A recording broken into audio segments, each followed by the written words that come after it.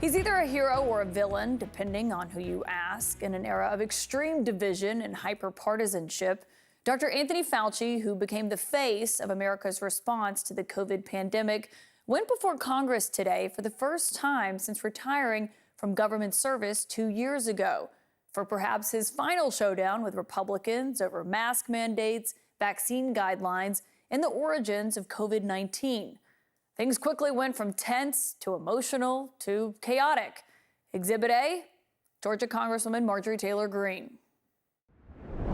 Do you represent science, Mr. Fauci? Yes or no? No, that's not a yes or no answer. Yes, it's a yes or no. But this is science. What does dogs have to do with anything that we're talking about today? These are scientific experiments.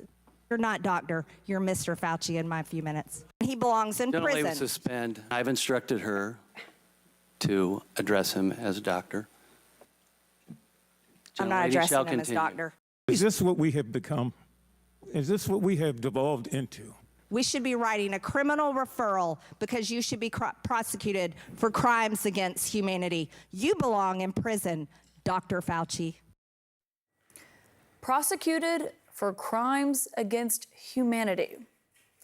Of course, whether you agree with Dr. Fauci or not, he has served his country for more than half a century in public service.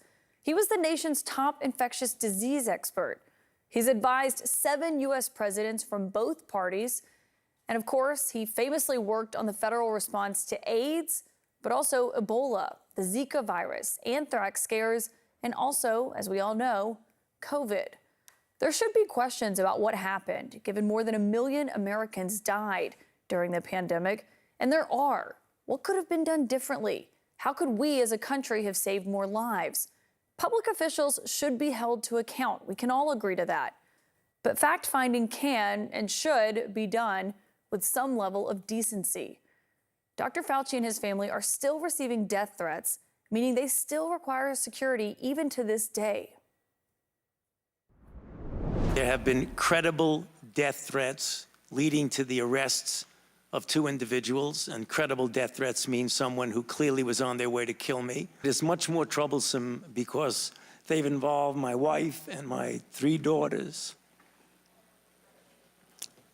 At these moments, how do you feel? Keep your mic on. Terrible.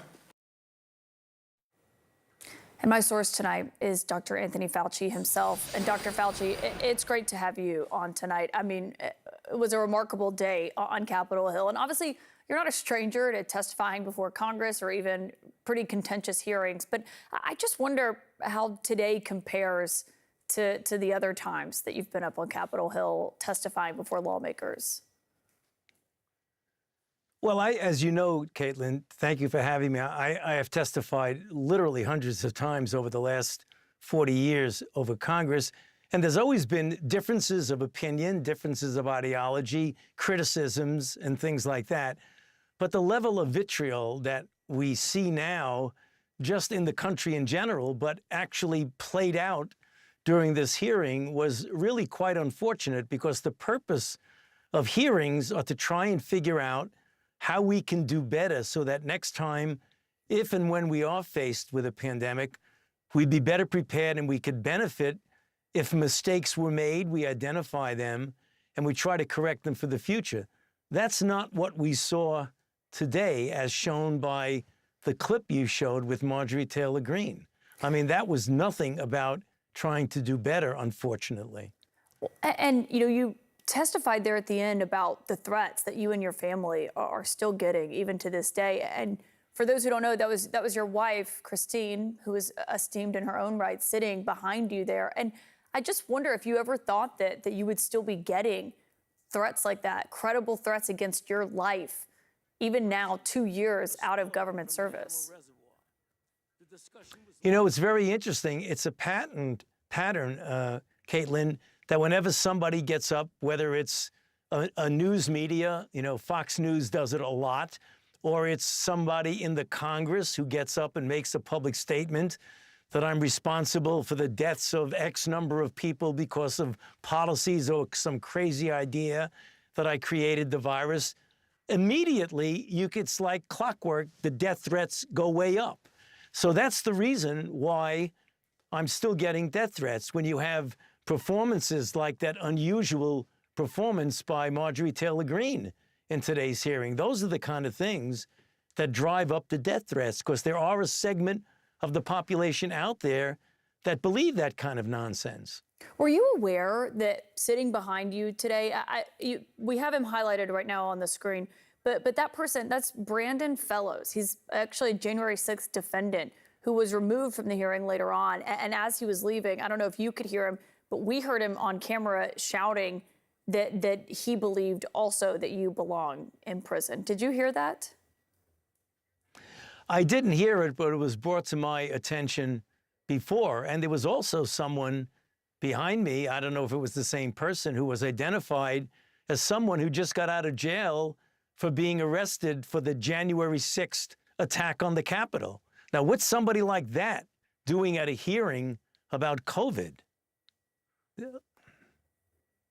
I mean, it was remarkable just to see who was in that room today and to hear how they were responding to it. And obviously that hearing room was not the haven for what it was supposed to be about, the genuine dialogue about, how the government handled COVID-19, how to be better prepared for the next inevitable pandemic. And so I do want to ask you about that tonight.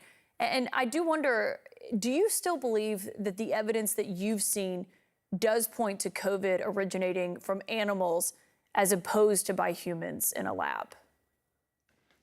Caitlin, as I said at the hearing and then the transcribed interview, you have to keep an open mind since there is no definitive proof one way or the other. It's one or the other. When I look at the scientific evidence, I don't see any evidence that's concrete at all that it's a lab leak, even though a lot of people talk about it. I still think it's a possibility, but I haven't seen any evidence where there is reasonably good evidence, not definitive, that is suggestive, strongly suggestive, that it came from a natural reservoir of an animal jumping into humans. Having said that, I repeat, I still keep an open mind because the definitive proof is not there. But in my mind, it weighs more heavily of one than the other.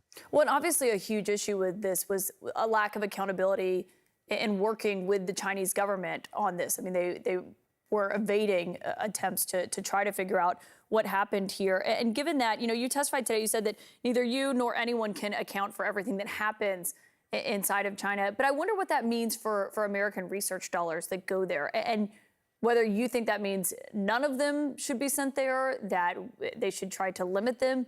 How should that happen going forward? Caitlin, if you look at the history going back decades of collaborations with Chinese scientists, we're not talking about Chinese officials. We're talking about Chinese scientists who've collaborated with the European Union, with the United States, with Canada, with Australia. A lot of very good, important science that has contributed to global health has come from collaborations with the Chinese. Now, obviously, because of the tension that's gone on right now, that's changed a bit, and I hope it gets back to normality where there can be mutual benefit of international collaboration among scientists, the way it's been for decades. This is just very recent, this degree of tension that we're seeing. Yeah. The other thing that came up today was focused on the U.S. and how a deputy of yours at the NIH bragged about evading federal records laws and deleting emails to where they couldn't be produced to reporters and members of the public who were requesting them. And you talked about this, but what changes do you believe the NIH should make to ensure that these open records requests, which we believe are fundamentally important, are not purposefully obstructed by officials? Yeah. Well, first of all, Caitlin, let me say that the individual who did that was wrong. That is unexcusable and inappropriate. And that is not the way things go at the NIH. That is an outlier and not typical at all of the hundreds, if not thousands, of very hardworking, committed people at the National Institutes of Health.